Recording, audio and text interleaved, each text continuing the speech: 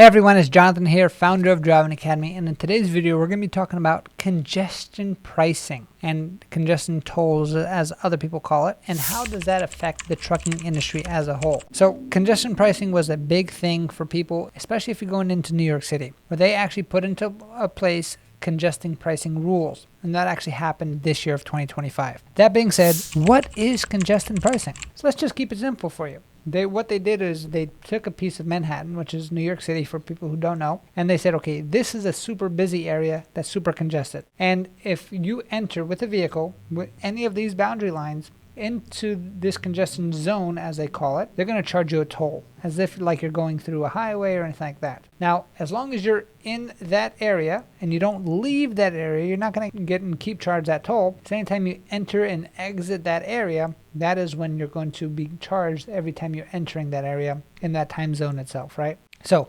there's usually going to be specific timing on when those charges are to occur. And the goal of congestion pricing is simple. From the government's point of view, they're trying to make sure that they say two things. Make the world a cleaner place, right? So make it less dirty when it comes to the emissions, and also make it an easier and smoother ride for their pedestrians and everybody going around. Because they're trying to say, okay, these are busiest zones. In order to change people's behavior, the easiest way to do that is to hit their wallets. So why not charge them money for not congesting that area itself? So now you might be thinking, well, that's amazing. That makes a lot of sense. I don't like traffic. Nobody likes traffic. So how does this actually affect people? Because now at the end of the day, what's usually going to happen is it's going to be like, okay, if I'm going to get charged more money to go in and at that time after that congestion zone, and I get to save money and I get to deal with less traffic, which makes 100% sense. Now, these are the details that they don't tell you. So New York City is the one that did this.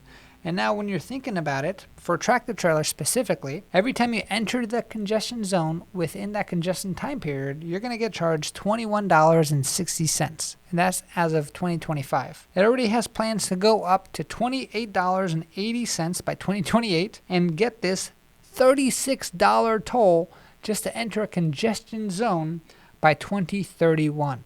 So it does get up pretty big. So that even motivates you more to being like, hey, in that case, I'm not going to spend an extra $31 or $21 just to enter into a zone. I'm just going to wait till it's over. Now, the hard part there that people don't tell you is how long the congestion time period actually lasts. So according to this, Monday through Friday, get this, the congestion time period is 5 a.m. to 9 p.m.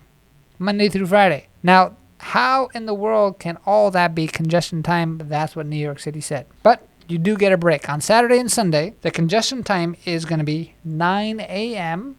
to 9 p.m. So you only get 12 hours of congestion time there. So when you actually think about what the theory is, now the practicality of it, now you're starting to see what the true dilemma is, especially for truck drivers, right? Because what do truck drivers get paid for? They get paid to transport products from point A to point B. And if you're delivering a product in a congested area, you have no choice but to actually deliver that product, right? That's what you're getting paid for. So that means you're going to have to incur that cost. Now, can you make a deal with them and be like, hey, I'm only going to deliver after 9 p.m.? That means that the hours of business operations of people accepting deliveries will only have to be after 9 p.m. at night or before 5 a.m., which now is going to make it much more difficult to get people open, because now it's costing the business a lot more money to just receive it. Because not just opening up the doors and drop it off. We're talking about forklifts. We're talking about warehouse workers. We're talking about all this logistical stuff, moving products around from point A to point B in a warehouse. So it's not an easy operation. So what ultimately happens? That means that the truck drivers can't really change their routes or change their schedules that much unless they already have a certain set schedule. But if you're delivering, for instance, to a warehouse that's only open a certain time, they're probably not going to be changing their entire time period for it. Now, the one thing that you do have to get is going to be, you only get charged when you're entering this congestion zone. While you're in the congestion zone itself, you're not getting charged at all. So the guys who are going to win are the people who use technology to make sure that their routes are as efficient as possible. Because imagine this, you're going to delivery in point A, which is in the congestion zone. The second delivery is outside of the congestion zone. The third delivery is back in the congestion zone.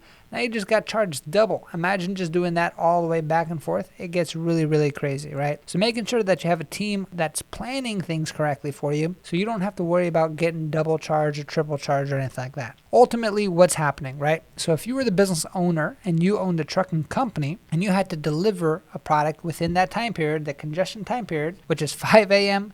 to 9 p.m. Monday through Friday, in that case, you're going to get charged more money. So if you're going to get charged more money to deliver that product, who do you think what you have to do? You're going to have to charge the customer receiving that product a surcharge, right? This has happened many times in the trucking industry. When something changes, surcharges start coming up. As an example, when fuel started getting too high, there was a flat delivery rate, but then there was a percentage of surcharge on top of that for a fuel surcharge. Same thing can happen here in the congestion zone. So you can keep your rates the same if you are afraid of losing out on your business, right? But what you can do is start charging surcharges. Now, ultimately, what does that mean? That means that the consumer is going to wind up paying more money at the end of the day unless they find a way to really deliver something after 9 p.m. But if you think about it from the consumer's point of view, I'm sure they're willing to pay an extra $30 to get that thing delivered, even if it's $50, and get it delivered while they're in normal operations, rather than having a whole second shift come in after 9 p.m. at night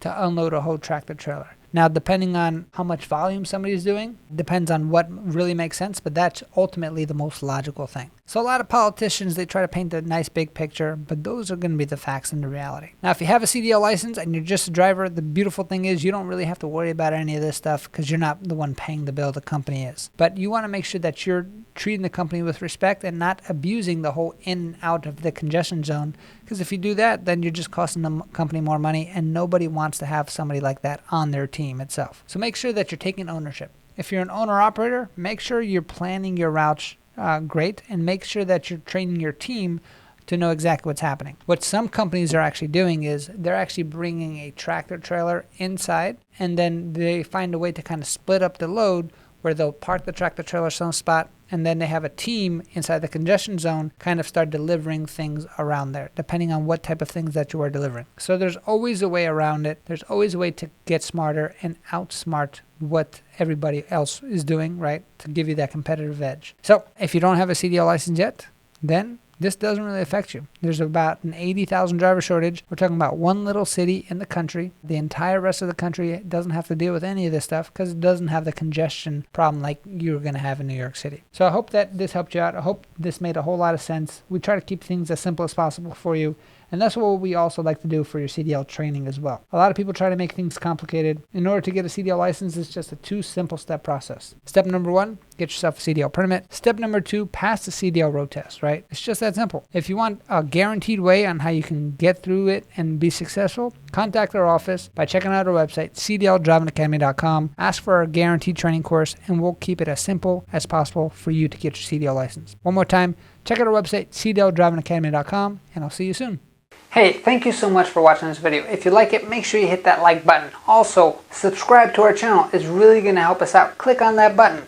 And if you want to continue yourself on your road to freedom, here's more videos to watch. There's endless amounts. Hopefully we get to see each other one day very soon. Thanks.